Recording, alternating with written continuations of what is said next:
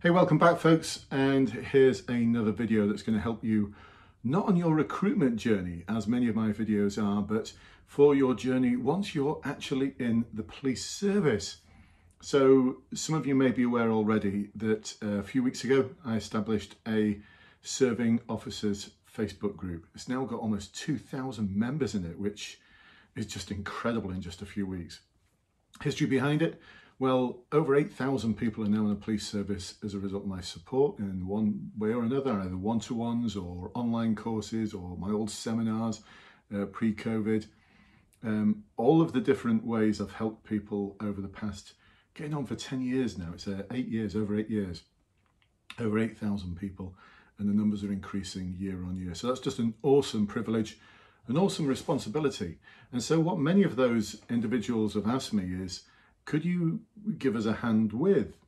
And it's things like promotion boards, specialist interviews, transferee interviews. People want to go from one force to another.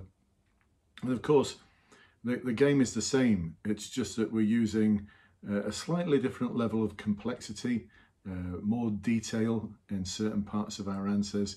And we need to start thinking on our feet a little bit more about what the actual role that you're going into requires, whether it's the next rank or a specialist interview, or indeed going to a different force, because all 43 Home Office forces are all different. They've all got different cultures, different ways of doing things, different priorities, different things that are important to them, different values.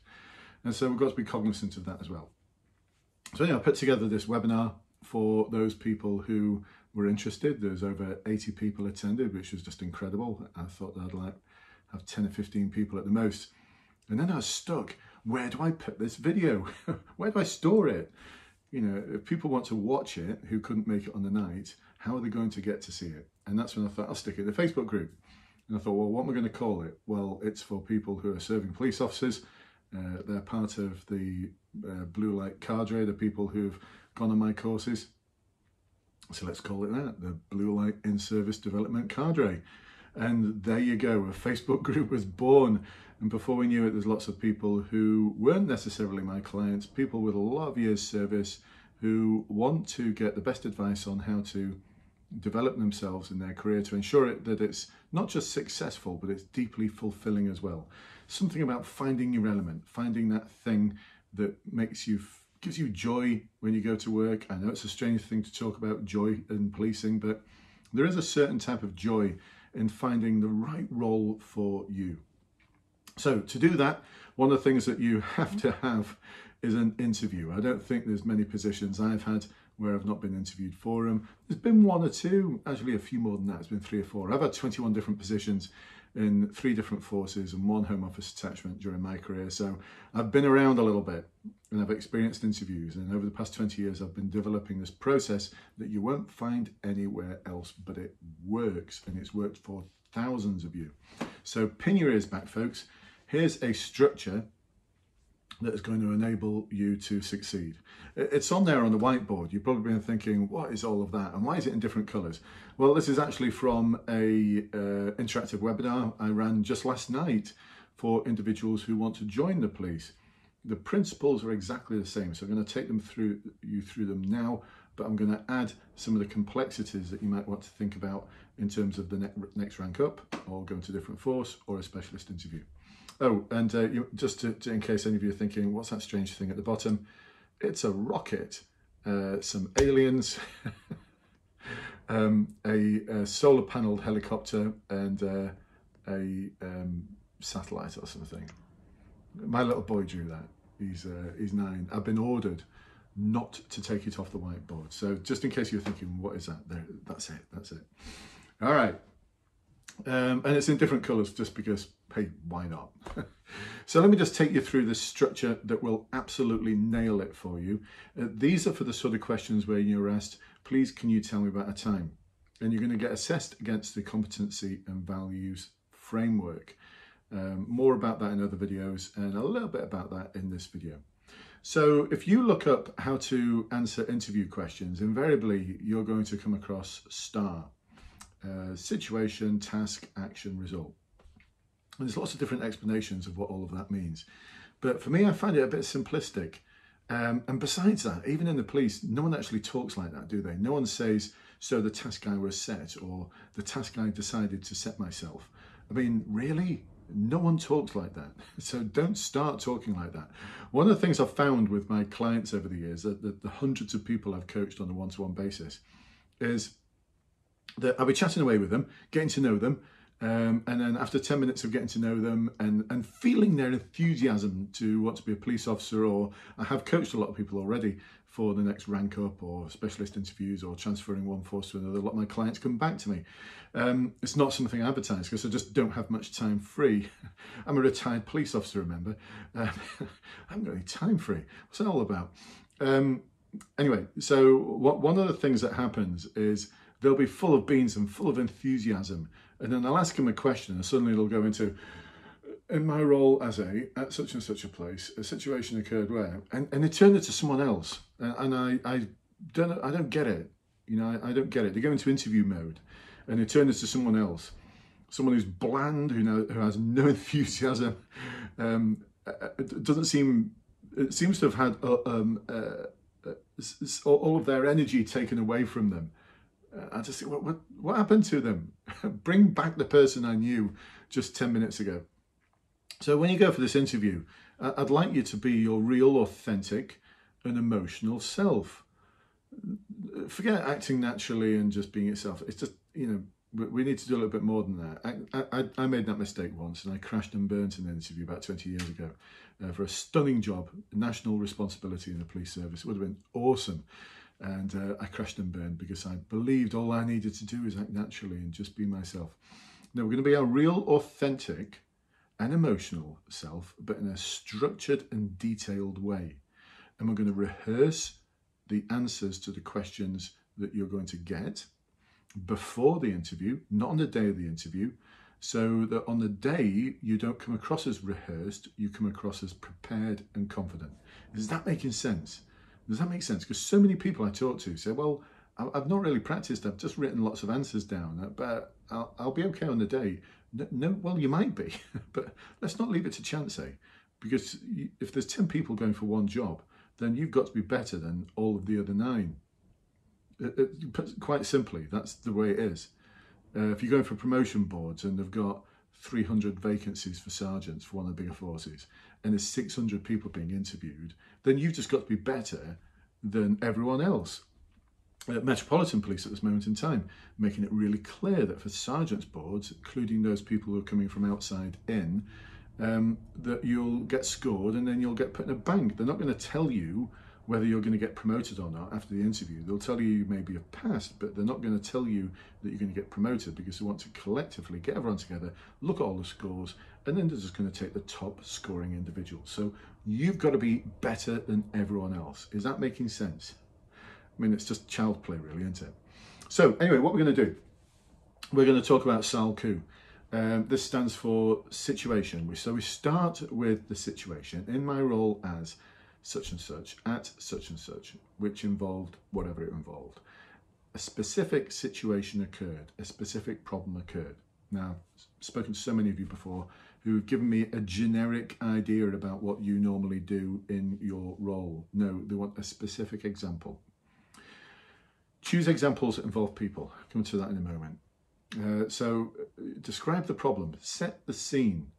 And don't be thinking, oh my goodness, you know, it's going to take me a bit of time. That if you look at how long you've got for most interview boards, it'll be 30 minutes to an hour, and you'll have, let's say it's 45 minutes, somewhere in between, which seems pretty standard. 45-minute interview, 5 minutes of blurb at the beginning, introductions, a few minutes of blurb at the end. This is what's going to happen next.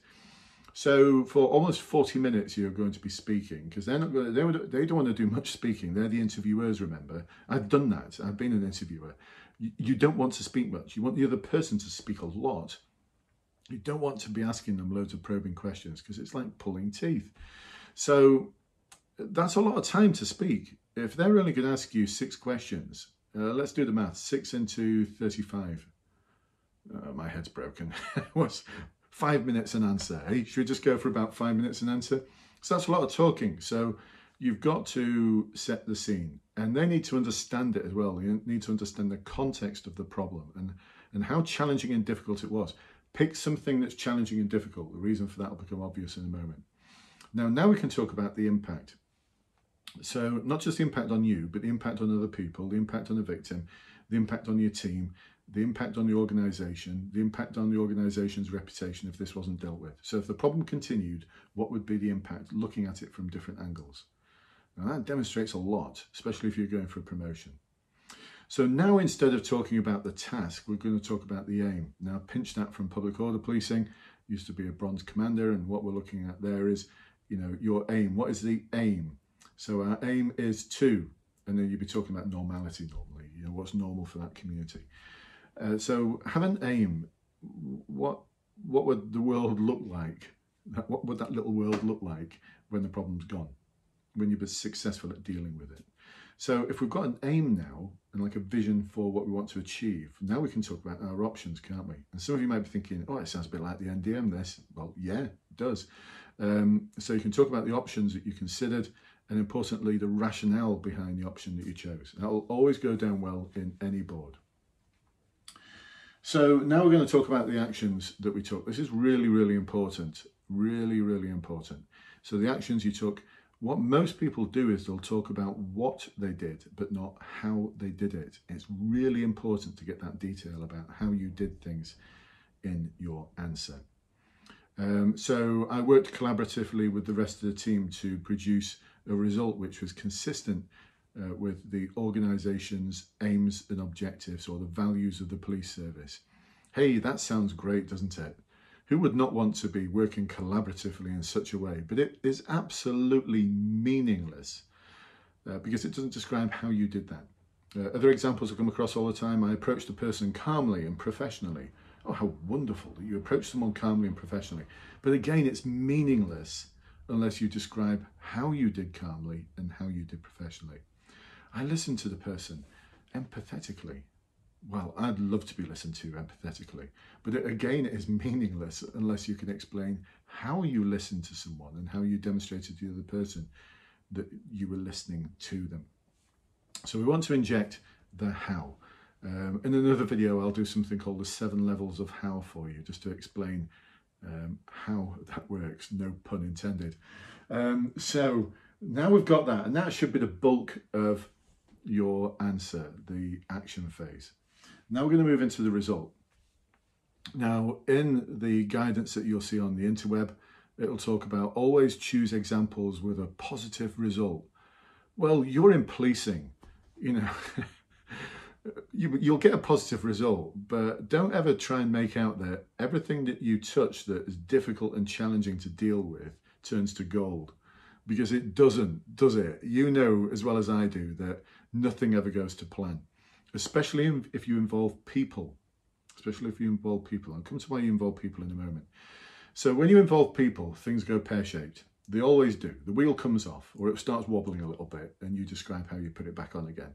So I use the 80-20 rule here, that 80% of what you did worked out well, but then you can laser focus on the 20% that didn't go well. And now we can do some proper reflection in our learning, as opposed to saying, I learned the value of challenging someone at the earliest stage, or I learned the value of open questions. Now, those are statements of fact. We're going to look at proper learning. So upon reflection, you might even want to talk about how you spoke with someone who you know and trust. And having spoke about this, reflected on it, debriefed it with someone who I know and trust. What I realise now is that John from the Road Policing Unit, the reason why he didn't do what he was asked to do was because he wasn't clear about his task and his role in the operation. And that was my fault. You know, I presumed that just by sending an email to him, he would know exactly what to do, and he didn't. And he didn't see to ask. But that wasn't his fault. He was following what he thought he needed to do. So what I do in the future is I'd make sure that I briefed John up ahead of time, verbally as well as via email. And I'd check that he understands by getting him to repeat back to me what he believes his role is in the operation. And by doing this, I'm absolutely sure that in the future, he would do exactly what's required, and that part of the operation wouldn't have gone as wobbly as it did. See what I mean? That for me is like proper learning. It's bespoke to the scenario, And it's you reflecting on what happened, why it happened, what went well, what didn't go well, why didn't it go well. Importantly, what can you do in the future to ensure that you put the wheel back on? A good little bit of Kolb's reflective learning there for those of you who geek out on this kind of stuff. So for a lot of people, that's the end there. We sort of draw a line under it, but we can put some icing on the cake here by talking about knowledge and understanding. First of all is that demonstrating our knowledge of that particular value or competency. So let's say it was the value of integrity. We could talk about, and the reason why integrity is so important to the police service and so important to me is because I understand that if behaviour that's inappropriate or is misconduct is not challenged and dealt with as per the code of ethics, then that can have a knock-on effect on the rest of the team who start believing that this behaviour is okay and is acceptable. And then that can have a knock-on effect in terms of from organisational justice to procedural justice, where people may commit officers may commit acts of misconduct out on the streets dealing with members of the public. And this will lead to a loss of legitimacy, a loss of trust in the police, which then impacts on people's trust for us to be able to do our job properly, to report crime to us, to take part in the investigation of crime, and really importantly, to provide information about who is committing crime. So that is the reason why integrity is so important. So as a sergeant in the future, what I would ensure that I do at all times is consistently think every day about what the right thing to do is. If I'm ever faced with an officer or a situation or a policy where I believe it is wrong, or it is a breach of the code of ethics, or inappropriate for any reason. I'm not saying that everything's going to go to professional standards, but what I am saying is that I would step up to the plate and deal with it. And I'd utilise an integrity test. My integrity test is I imagine that my favourite relative is next to me, my favourite teacher, the chief constable, and someone who I admire greatly in history for their ethics and the way they've always done the right thing. And I'd imagine them watching me, and if they said, yes, you're doing the right thing, crack on, then I'm probably doing the right thing. But if they would say, what are you doing there? Why are you doing that? Then I'm probably doing the wrong thing. And so I'd have to readjust my way of thinking. And the other thing I could do there, if I wasn't sure, is I could run it by someone who I trust and know, some mentor, or perhaps a fellow sergeant, and check in with them as to what they think. And the good thing there is that they can't, once I've told them, they can't unknow it. So once I've told them, they can't unknow it. So they can help me work out whether I'm about to do the right thing or the wrong thing. A bit wordy, but you get the gist. Your knowledge and understanding, you're putting the icing on the cake.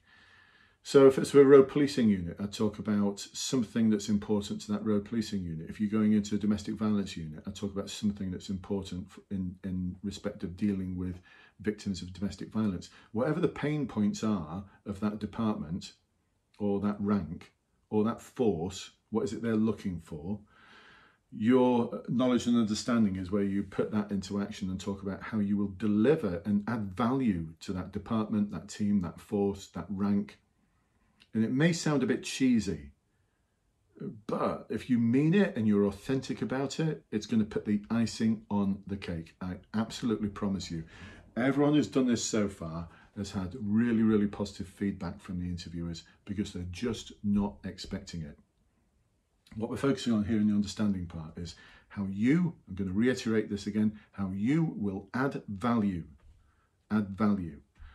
So whatever they're looking for in their ideal candidate, they will have, that ideal candidate will have certain values and certain behaviours that they're looking for.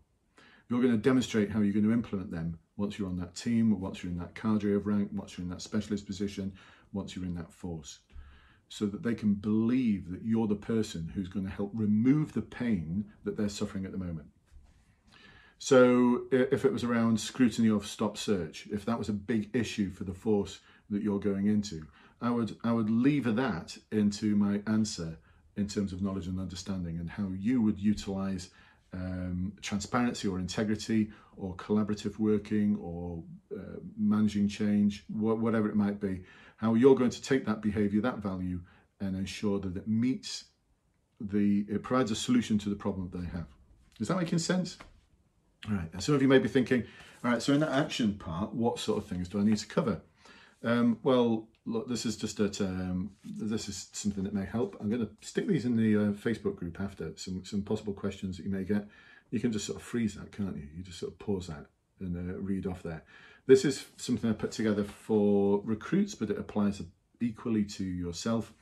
The value of transparency, different popular questions that you get from that value, and then some supplementary points there. Those supplementary points are taken from the behaviours in the value for transparency, and what you can do is you can link those behaviours into your answer. So these, very briefly, are things like: what rationale did you use for your decision making? How did you ensure your decision was the right one to make? So that involves running it by other people if you can.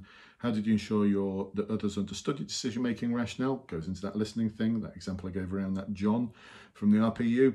How did you manage any feedback following your decision? So if you include all of those things in your answers, you're probably going to score really highly. All right, folks. Well, listen, I hope this has helped you. Have I missed anything out that I said I was going to do? Don't think I have. If I have, let me know. I can always produce another video for you. It's only 20 minutes of my life, but there's a whole load of knowledge and experience there that is there to help you through the process to ensure that you succeed throughout your career. Actually, not just succeed, that you have a successful career and that it is deeply fulfilling. Deeply fulfilling. I can look back on my career and I can say that 95% of it was deeply fulfilling, and I was successful in those roles. 5% of it wasn't really that successful because I didn't like the roles, and it certainly wasn't fulfilling because I just didn't like the roles. You know, sometimes you just got to bite the bullet, haven't you? Brendan, you're doing that job. I don't want to. Yeah, it's called an order.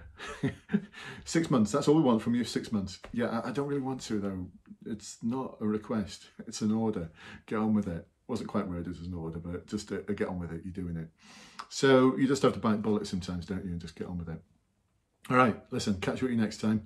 Hope this was useful. If you've got any ideas about future videos, please do let me know. Catch you soon. Bye-bye for now.